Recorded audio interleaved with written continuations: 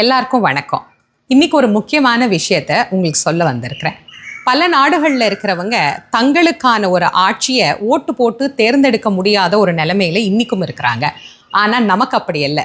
100% நாமளே ஓட்டு போட்டு நமக்கான ஒரு ஆட்சியை தேர்ந்தெடுக்கக்கூடிய ஒரு சுதந்திரமான நாட்டில் நாம வாழ்ந்துட்டு இருக்கிறோம். ஓட்டு போடுறதுங்கிறது நம்முடைய உரிமை மட்டுமல்ல, கடமையும் கூட. இந்த கடமையை கண்டிப்பா எல்லாரும் செய்யுங்க.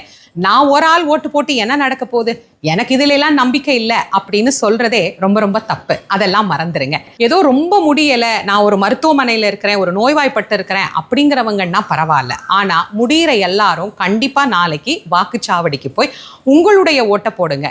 யாருக்கு உங்களுக்கு விருப்பமோ அவங்களுக்கு நீங்க ஓட்டு போடுங்க. ஆனா கண்டிப்பா ஓட்டு போடணும். சமீபத்துல புதுச்சேரியில நடந்த தேர்தல்ல 90% மேல வாக்கு பதிவாயிருக்கு அப்படிங்கிறத படிக்கும் போதே ரொம்ப ரொம்ப சந்தோஷமா இருக்கு. தமிழ்நாட்டில் இந்த வாக்குப்பதிவினுடைய எண்ணிக்கை ரொம்ப குறைஞ்சிக்கிட்டே வருது. இந்த முறை அப்படி இல்லாம எல்லாருமே போய் கண்டிப்பா ஓட்டு போடுங்க. நம்முடைய சப்ஸ்கிரைபர்கள் மறக்காம நாளைக்கு ஓட்டு போட்டுட்டு வந்து இதே பதிவில் ஓட்டு போட்டுட்டோம் அப்படின்னு எனக்கு கமெண்ட்ஸ்ல சொல்லுங்க. படிக்கும்போது நான் ரொம்ப ரொம்ப சந்தோஷப்படுவேன். யாருக்கு போட்டேன் அப்படிங்கிறத சொல்லாதீங்க, ஓட்டு போட்டேன் அப்படிங்கிறத மட்டும் சொல்லுங்க. இது எல்லாருக்கும் என்னுடைய அன்பான வேண்டுகோளாக நான் கேட்டுக்கிறேன்.